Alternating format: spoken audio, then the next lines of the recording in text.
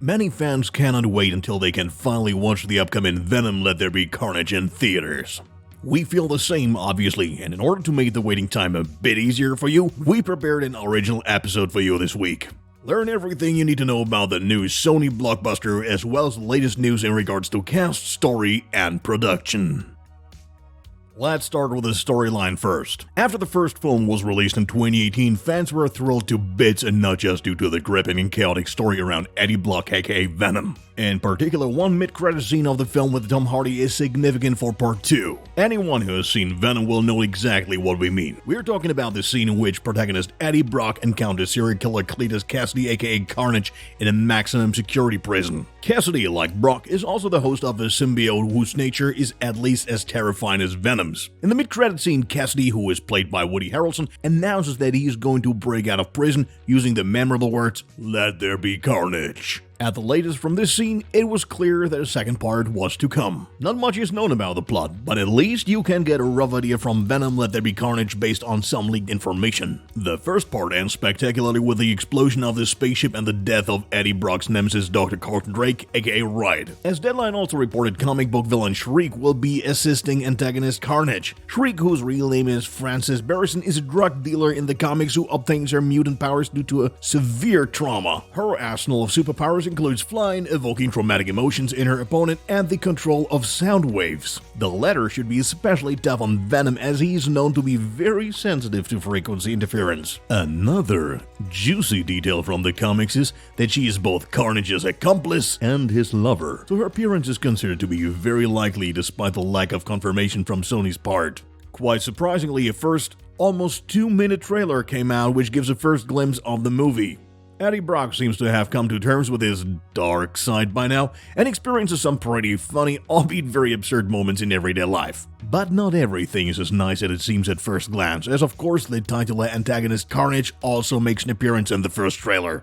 In one brutal scene, for instance, we can witness Cletus Kasady transforming into the terrifying Carnage at the moment of his execution. Naomie Harris, who will be playing the aforementioned Shriek in the upcoming film, is also featured. All in all, an exciting first trailer that leaves you wanting to see more.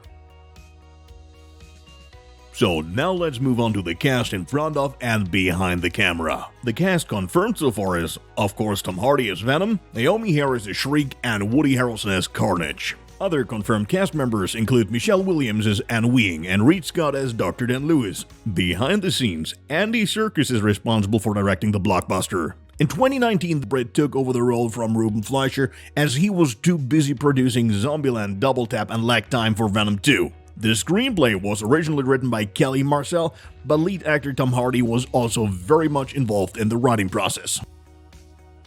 Now let's take a look at the third aspect, the rumor mill surrounding Venom 2. The rumor that Spider-Man will appear more or less directly in the upcoming Sony film has been persistent for some time. Conveniently, director Andy Serkis has analyzed the new trailer in a video from IGN and revealed some bits of information. The 57-year-old acknowledges a certain connection between Spider-Man and Venom, but at the same time stresses that it was decided to isolate the Venom universe from the superhero. Therefore, Venom and Carnage do not know about Peter Parker's existence. Still, that doesn't mean that clever fans won't find a few Easter eggs in this regard. Venom Let There Be Carnage does contain some allusions. For example, Peter Parker's employee, the Daily Bugle, will also appear in the new Venom movie. Since Sony's new multiverse doesn't really start until Venom 2, we can most likely expect to see Spider-Man in the upcoming blockbuster surrounding Morbius, Kraven the Hunter, the Sinister Six, or Madame Web. Another connection to the MCU can also be found in the new trailer. In one scene, you can see an unfamiliar man browsing through the Daily Bugle. If you slow down the video and pause at the right moment, you can see a headline about the Avengers on the right-hand side as seen from his perspective. Sadly, the text is only partially visible and really cleverly hidden, but this is certainly not just a coincidence. The trailer also reveals an interesting film location in a beautiful panoramic view. The Ravencroft Institute. To put it crudely, it's the Arkham Asylum of the Marvel Universe, and just like the DC model, not all inmates leave the Institute as reformed criminals. Specifically in Venom 2, Ravencroft will primarily act as the focus of various scientific experiments, most of which will certainly revolve around symbiotes and their hosts. There are also some indications that Venom will set the Institute on fire during the course of the film. You can tell it's going to be exciting.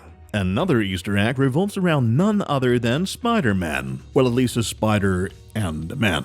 In the scene, you can see an unknown figure killing a spider with his hand. You don't have to be a pro to recognize that this is pretty much Carnage himself, as can be seen by his blue jumpsuit after all. Obviously, it's clear to everyone which imagery this clip wants to convey, and we sincerely hope that this is a small teaser of a big clash between Kasady and Peter Parker, even though it's not going to happen in this movie. Needless to say, there are many more Easter eggs and clues to be discovered, so we'd be interested to hear which ones you've spotted. Post them down in the comments if you like. Last but not least, we want to introduce you to the title antagonist, Carnage. Casually speaking, Carnage is the truly evil one among Spider-Man's enemies. For while most of the adversaries have experienced tragic events in their way to becoming villains and still possess some spark of humanity, it is simply in Carnage's nature to kill and destroy. Before Cletus Kasady was infected with the symbiote Carnage, he was already a criminal sadist. This is certainly one of the reasons why Carnage is one of the most difficult adversaries, simply because once he gets into fury, he's nearly unstoppable. If you will, Carnage is the nastier and stronger version of Venom, as can be seen quite well in the similarly designed costume of the two. The scope of his superpowers is also impressive, as they include not only supernatural strength, agility, and speed, but also the ability to block the popular superhero spider sense. Moreover, Carnage's symbiote grew on Earth rather than on the planet Kleiner, which does make him more unstable and unpredictable, but also considerably stronger than the main character Venom. His greatest vulnerability is fire, but in exchange he's not as susceptible to sonic weapons as his counterpart. All in all, a very powerful villain who will give protagonist Eddie Brock some real trouble.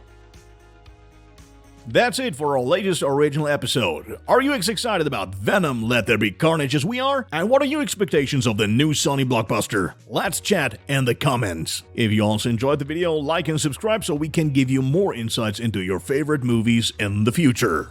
See you next time.